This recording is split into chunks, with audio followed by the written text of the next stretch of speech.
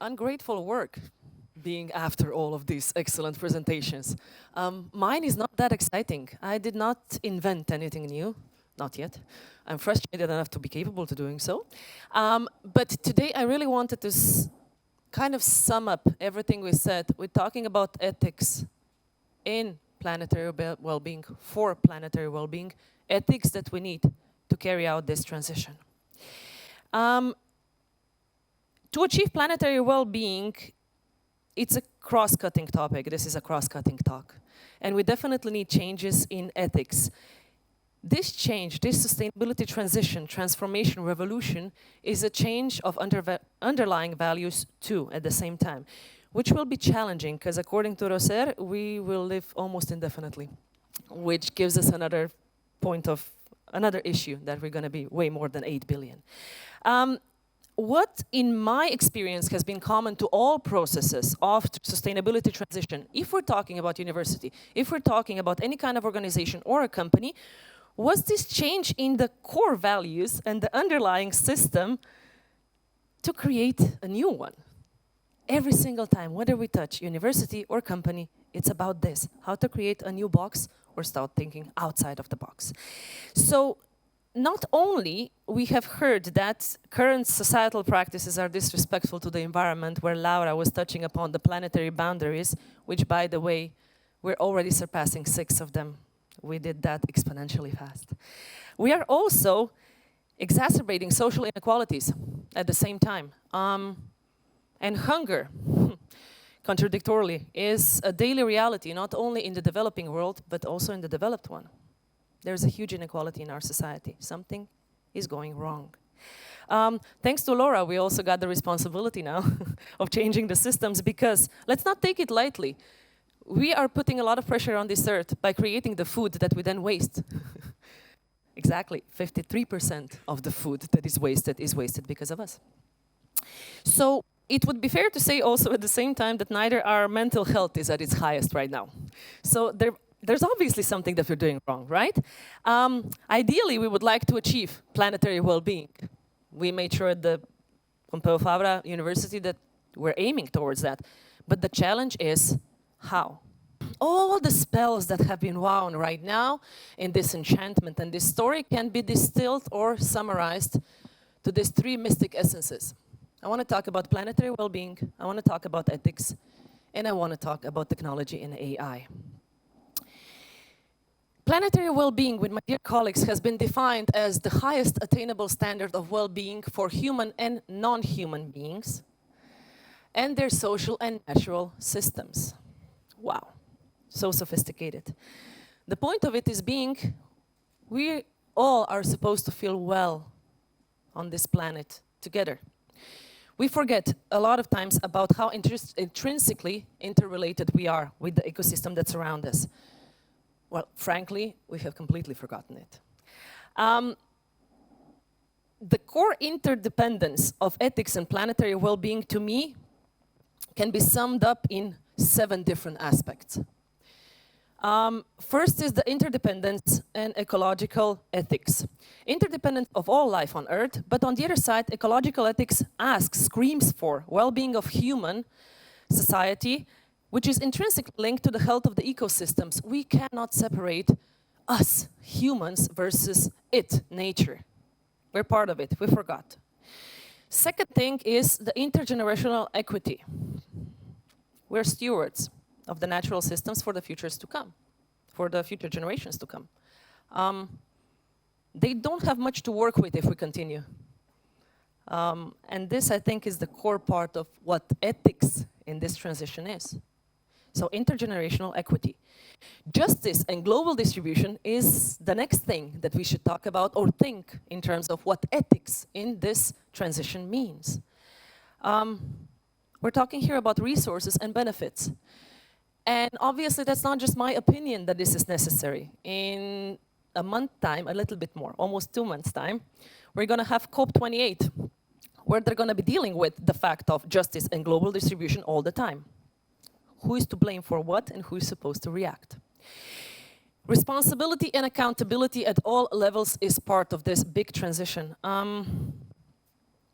We need to be mindful of what we're doing in our personal capacity as individual human beings, but also in our professional roles. We tend to separate those too much, don't we? We do one thing at home, and then we take decisions in the name of whichever organization we find ourselves in a different manner. Mindfulness should come back on our plates. There's complexity, and there are trade-offs involved. For that, a well-defined basis for ethics can serve us to have maybe artificial intelligence and other technological developments to step in and help us. But nothing will happen until we shift our mindset and understand that nature, as much as we are, is a living, finite ally and not an infinite asset to keep on taking from. Last but not least, all of this requires holistic ethics, a complex web of relationships that are needed for such a transition. But don't you wonder why I didn't define ethics for you before? Because I wanted to talk about the transition, the ethics that the transition asks. Meaning that all of these principles should be in what we do, what is characteristic for us, what is our character, what is the morality behind it, what our nature, custom, and habits are going to be that are going to accompany this transition. Now, in the light of the urgency that we are facing, which we have commented repeatedly on, and which my colleague Ricardo so nicely said, if you change one little thing, right, then the ecosystem starts changing on its own. What we need to do is accept that we need a development that is a combination and a parallel development, an application that is needed of this new ethics, but also technology and AI, to have a timely and successful transition to a different way of being and living. This transition to sustainable practices. There are many challenges, and the speakers before me already spoke about it.